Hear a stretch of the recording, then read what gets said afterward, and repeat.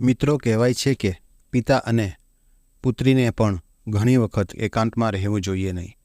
મનમાં ગંદા વિચારો આવી જાય છે અને જો ગંદા વિચારોએ કોઈના મનમાં પણ ઘર કરી દીધું તો પછી તેમને ભગવાન જ બચાવી શકે છે. પછી તે માણસ કંઈક એવું કરી બેસે છે જેના કારણે તે પવિત્ર સંબંધ પણ શર્મસાર થઈ જાય છે. આજની આ ઘટના કંઈક એવી જ છે. એક બાપ દીકરીનો પવિત્ર સંબંધ એકાંતની પરોમાં હવસની બલી ચડીને તાર થઈ જાય છે.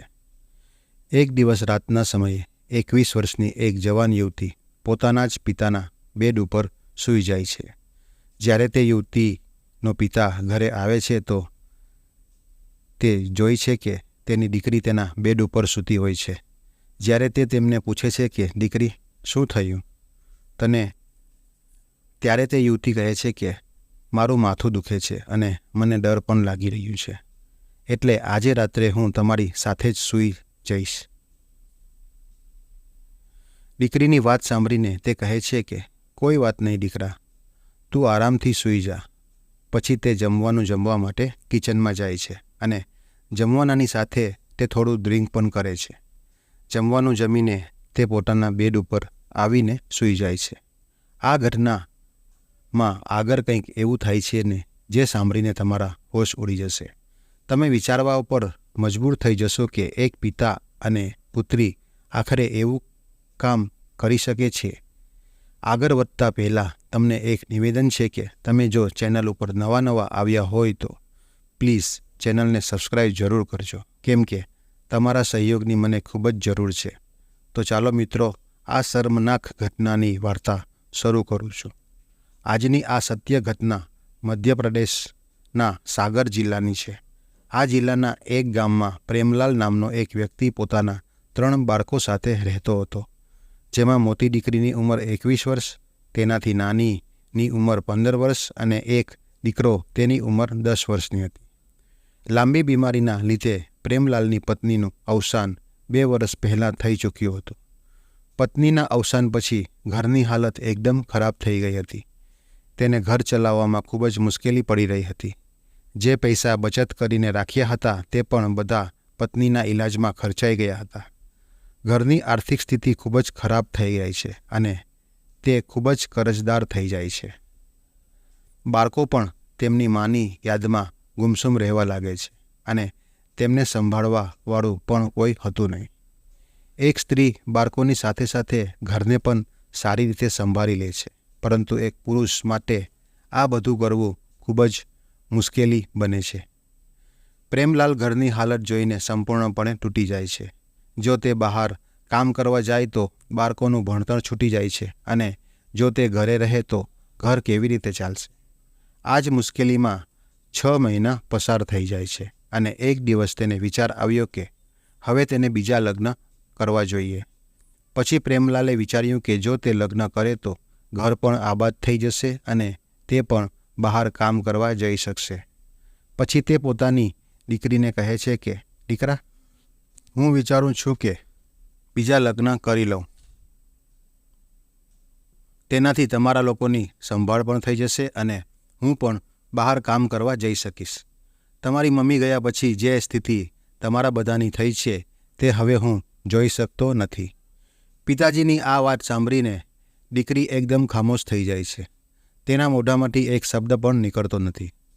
પછી પ્રેમલાલ દીકરીને સમજાવતા કહે છે કે જો દીકરા, હું કમાવા નહીં જાઉં તો પછી આ ઘર ચલાવવું ખૂબ જ મુશ્કેલ થઈ જશે અને તમને બધાને હું ભણાવી શકીશ નહીં. આટલું બધું સમજાવવા છતાં પણ તેની દીકરી મૌન રહે છે. પછી પ્રેમલાલ વિચારે છે કે તેની દીકરી હમણાં થોડી દુઃખી છે તો પછી કોઈ બીજા દિવસે વાત કરશે. તેના પછી તે ત્યાંથી ચાલ્યો જાય છે. તેની દીકરી વિચારવા લાગે છે કે જો તેમના પિતાજી લગ્ન કરી લેશે તો સાવકીમાં આવશે. સાવકીમાં ક્યારે પણ સારી નથી હોતી. તેણે એ પણ સાંભળ્યું હતું અને પોતાની આંખોથી જોયું પણ હતું. એ પણ વિચારતી હતી કે અત્યારે તેઓ તેના પિતા બધાને ખૂબ જ પ્રેમ કરે છે, પરંતુ લગ્ન પછી તે પણ બદલાઈ જશે. પછી સાવકી માતા અમારી ઉપર ખૂબ જ અત્યાચાર કરશે અને પિતાજી પણ તેની સાથ આપશે. તે દિવસે તે આખી રાત સૂઈ શકી નહીં અને આખી રાત એ જ વિચારતી રહી. જ્યારે તે છોકરી બીજા દિવસે કોલેજમાં ગઈ ત્યારે તેને રસ્તામાં તેની ફ્રેન્ડ મળી, જે તેની સાથે કોલેજમાં જ ભણતી હતી. પછી તે પોતાની ફ્રેન્ડને બધી વાતો જણાવે છે, જે તેના પિતાએ પોતાના લગ્ન વિશે તેને કહી હતી. પછી તેની ફ્રેન્ડ કહે છે કે આ બધું ખોટું થવાનું છે. જો તારા પિતાજીએ લગ્ન કરી લીધા તો તારી ઉપર ખૂબ જ મોટી મુસીબત આવી જશે. સાવકી માના વિશે તો તે સાંભળ્યું જ હશે કે તે કયા પ્રકારની હોય છે. તમારા પિતાજી આ લગ્ન તમારા માટે નહીં, પરંતુ તે પોતાની હવસ મિટાવવા માટે કરી રહ્યા છે. તેને તો બસ પોતાના માટે એક સાથી જોઈએ છે, જે તેની પોતાની હવસ પૂરી કરી શકે. તમારા પિતાજીને શારીરિક ભૂખ છે, તેથી તે લગ્ન કરવા માંગે છે. તું ક્યારેય પણ એવું નહીં વિચારીશ કે તે તમારા માટે લગ્ન કરી રહ્યો છે. તેને તેની ફક્ત ઈચ્છા પૂરી કરવા માટે એક શરીર જોઈએ છે. તેની ફ્રેન્ડની વાતો સાંભળીને તે ખૂબ જ પરેશાન થઈ જાય છે. હવે એવું લાગે છે કે તેના પિતાજી તો લગ્ન કરીને જ રહેશે. પછી તેની ફ્રેન્ડ કહે છે કે મારી પાસે એક આઈડિયા છે, જો તું કરી શકે તો. પછી તે કહે છે કે હું મારા ભાઈ બહેન માટે કંઈ પણ કરવા તૈયાર છું. પછી તેની ફ્રેન્ડ તેને કહે છે કે તારા પિતાને ફક્ત એક શરીર જોઈએ છે. જો તું તારા પિતા સાથે શારીરિક સંબંધ બાંધીશ તો તેને લગ્નની જરૂર નહીં પડે અને તે ક્યારેય લગ્ન નહીં કરે. પછી તે આ વાત ઉપર ઊંડો વિચાર કરવા માંડે છે અને તે આ નિષ્કર્ષ પર પહોંચે છે કે તેને ગમે તે કરવું પડે, પરંતુ તે તેના ભાઈ બહેનને ક્યારેય બરબાદ થવા નહીં દે. હવે તેને નિર્ણય લીધો કે તે કોઈપણ કિંમતે તેના પિતાજીના લગ્ન થવા નહીં દે. કોલેજથી આવતા આવતા તેને સાંજ પડી ગઈ, કેમ કે તે કોલેજ પછી પોતાની ફ્રેન્ડ સાથે ઘણી વખત વાતો કરી રહી હતી. ઘરે આવીને તે જમવાનું બનાવવા લાગે છે. પોતાના ભાઈ બહેનને જમવાનું જમાડી અને તેને રૂમમાં સૂવા મોકલી દે છે. તેના પછી તે જમવાનું જમીને પોતાના પિતાજીના બેડ ઉપર જઈને સૂઈ જાય છે. જ્યારે તેનો પિતાજી ઘરે આવે છે તો જોઈ છે કે તેની દીકરી તેના બેડ ઉપર સૂતી છે. જ્યારે તે તેને પૂછે છે કે દીકરી, તને શું થયું? તો દીકરી કહે છે કે મારું માથું દુખે છે અને મને ડર પણ લાગી રહ્યું છે, એટલે આજે રાત્રે હું તમારી સાથે સૂવા માંગુ છું. દીકરીની વાત સાંભળીને તેના પિતાજી કહે છે કે કોઈ વાંધો નહીં દીકરા, તું આરામથી સૂઈ જા. પછી તે જમવાનું જમવા માટે કિચનમાં ચાલ્યા જાય છે. જમવાનાની સાથે તે થોડું ડ્રિંક પણ કરી લે છે. જમવાનું જમ્યા પછી તે પોતાના બેડ ઉપર આવી અને સૂઈ જાય છે. એક તરફ તેની દીકરી સૂતી હતી અને બીજી તરફ તેના પિતાજી સૂતા હતા. બંનેએ અલગ અલગ ચાદર ઓઢીને સૂતા હતા. રાતના 11 વાગી ચૂક્યા હતા, પરંતુ તે યુવતીની આંખોમાં નીંદર બિલકુલ હતી નહીં. દિમાગમાં તો તેની ફ્રેન્ડની જ વાતો જ હતી અને સાવકી માતાના વિશે વિચારી રહી હતી. જ્યારે તે પોતાના વિચારોમાંથી બહાર આવી અને જોયું તો તેના પિતાજી ગહેરી નીંદરમાં સૂઈ ગયા હતા. પછી તે ડરવાનું નાટક કરી અને તેના પિતાજીની ચાદરમાં જઈને તેને લીપટી જાય છે. થોડીવાર પછી તે ધીરે ધીરે પોતાના પિતાજીના શરીરને સહેલાવા લાગે છે. નશાના લીધે તેના બાપ પણ મદહોશ થવા લાગે છે. તે ભાનમાં આવે તે પહેલાં તેના અંદરનો શેતાન જાગી જાય છે, એટલે તે ખુદને રોકી શકતો નથી. પછી તે બંને પોતાના બાપ દીકરીના સંબંધોને ભૂલી અને ઘણી વખત શારીરિક સંબંધ બનાવે છે. સવારે જ્યારે તે સૂઈને ઉઠે છે તો બંને ખૂબ જ ખુશ હતા. તેમને કોઈ પણ પ્રકારની શરમ કે પસ્તાવો હતો નહીં. ત્યારબાદ આ લગાતાર દિવસ પર દિવસ ચાલવા લાગ્યો. હવે તેની દીકરીને પણ આની આદત પડી ગઈ હતી. જ્યારે પણ તેની ઈચ્છા થતી ત્યારે તે પોતાની હવસ મિટાવી દેતા. આ રીતે દિવસો મહિનાઓમાં ફેરવાઈ ગયા. 6 મહિના ક્યારેય વીતી ગયા ખબર નહીં પડી. એક દિવસ છોકરીની તબિયત ખરાબ થઈ ગઈ. તેને ઉલટી અને ચક્કર આવવા લાગ્યા. પછી તે ક્લિનિકમાં તપાસ કરાવવા ગઈ. જ્યારે તેનો રિપોર્ટ આવ્યો તો તેના પગ નીચેથી જમીન સરકી ગઈ. ડૉક્ટરે તેને કહ્યું કે તે 2 મહિનાથી પ્રેગ્નન્ટ છે. છોકરીના જ ગામની એક મહિલા ક્લિનિકમાં સફાઈનું કામ કરતી હતી. જ્યારે તે મહિલાએ આ વાત સાંભળી તો તેણે આખા ગામમાં આ વાતને ફેલાવી દીધી કે પ્રેમલાલની દીકરી પ્રેગ્નન્ટ થઈ ગઈ છે. ધીમે ધીમે આ સમાચાર આખા ગામમાં ફેલાઈ જાય છે કે પ્રેમલાલનું પોતાની દીકરી સાથે જ અનૈતિક સંબંધ છે.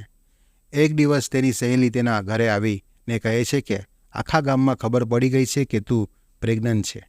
પોતાની સહેલીની આ વાત સાંભળીને તે ખૂબ જ પરેશાન થઈ જાય છે. તેને ખબર નથી પડતી કે તે શું કરે. તે વિચારતી હતી કે હવે તો તેના પિતાની ખૂબ જ બદનામી થશે અને તે કોઈ પણને પોતાનું મોઢું દેખાડવા લાયક રહેશે નહીં. એક સાંજે તે બજારથી કેટલોક સામાન ખરીદવા જાય છે. રસ્તામાં તેને કેટલાક ગલીના છોકરાઓ મળે છે. તે તેને હેરાન કરે છે અને અશ્લીલ વાતો કરે છે અને તેની ખૂબ જ મજાક ઉડાવે છે. તે ખૂબ જ શરમ અનુભવે છે. કોઈ પણ સામાન ખરીદ્યા વગર તે ઘરે પરત ફરે છે. ઘરે પહોંચ્યા પછી તે રાતનું જમવાનું તૈયાર કરે છે. ભાઈ બહેન અને તેના પિતાને ખવડાવે છે. પછી તે તેના રૂમમાં જાય છે. તેના મગજમાં તો એક જ વાત ચાલી રહી કે તેની અને તેના પિતાની ગામમાં ખૂબ જ બદનામી થઈ રહી છે. હવે તે ગામ લોકોનો સામનો કઈ રીતે કરી શકશે? આ બધું વિચારતા જ રાતના લગભગ 3 વાગ્યે તે અચાનક ઉઠે છે અને એક દોરી લઈને જંગલમાં નીકળી જાય છે. જંગલમાં પહોંચે છે અને પોતાની જાતને તે ફાંસી ઉપર લટકાવી દે છે. બીજા દિવસે તે જ ગામનો એક વ્યક્તિ જંગલ તરફ જાય છે. ત્યાંનું આ દ્રશ્ય જોઈને તેના તો હોશ ઉડી જાય છે. તે જોઈ છે કે એક છોકરીની લાશ લટકી રહી છે. તેને પાસે જઈને જોયું તો તે એકદમ આશ્ચર્યચકિત થઈ જાય છે, કેમ કે આ છોકરી તો તેના જ ગામની રહેવાવાળી પ્રેમલાલની દીકરી હતી. પછી તે આ ખબર ગામમાં ફેલાવી દે છે.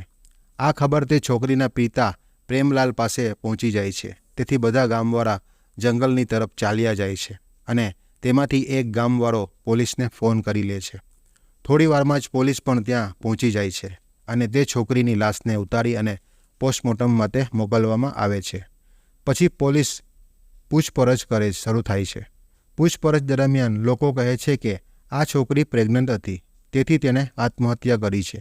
એક વ્યક્તિએ તો એમ પણ કહ્યું કે આ છોકરી તેના પિતા સાથે જ ગેરકાયદેસર સંબંધ હતા અને જે બાળક આ છોકરીના ગર્ભમાં છે તે પણ તેના પિતાનું જ છે. લોકો જુદી જુદી વાતો કરી રહ્યા હતા અને એમ પણ કહેતા હતા કે ભગવાન આવા પિતાને દીકરી ન આપે. પછી પોલીસ પ્રેમલાલને પકડીને પોલીસ સ્ટેશને લઈ જાય છે અને પોસ્ટમોર્ટમ રિપોર્ટ આવવાની રાહ જુએ છે. આ દરમિયાન છોકરીની સહેલીઓને પણ પોલીસ સ્ટેશને બોલાવવામાં આવે છે અને તેમાંની તે સહેલી પણ આવે છે અને તે ખૂબ જ ડરી જાય છે અને બધી જ વાત કહી દે છે. ત્યાં સુધીમાં પોસ્ટમોર્ટમ રિપોર્ટ પણ આવી જાય છે અને રિપોર્ટમાં સ્પષ્ટ લખ્યું છે કે છોકરી 2 મહિનાથી ગર્ભવતી હતી. પછી પોલીસ પ્રેમલાલ સાથે પૂછપરછ કરે છે અને તેને તરત જ કબૂલ્યું કે તેની પોતાની દીકરી સાથે છેલ્લા 5 મહિનાથી અનૈતિક સંબંધ હતા. ત્યારબાદ પ્રેમલાલની ધરપકડ કરવામાં આવે છે અને તેને કોર્ટમાં રજૂ કરવામાં આવે છે. કોર્ટ તેને 2 વર્ષની સજા આપે છે અને તેને જેલમાં મોકલે છે. આ ઘટનાનો હેતુ તમારી ભાવનાઓને ઠેસ પહોંચાડવાનું નથી, પરંતુ તમને જાગૃત અને સજાગ કરવાનું છે. તો મિત્રો, આજની આ ઘટના તમને કેવી લાગી તેના વિશે કોમેન્ટ કરીને જણાવશો અને કોમેન્ટમાં એ જરૂર જણાવશો કે તમને કોની ભૂલ લાગે છે, બાપની, દીકરીની કે તે પછી સહેલી જેને તે છોકરીને આ સલાહ આપી. જો તમને આ ઘટનાનો વિડીયો સારો લાગ્યો હોય તો એક લાઇક કરજો અને ચેનલ ઉપર નવા આવ્યા હોય તો ચેનલને સબસ્ક્રાઈબ કરજો. તો મળશું હવે બીજા વિડીયોમાં. ત્યાં સુધી જય શ્રી રામ.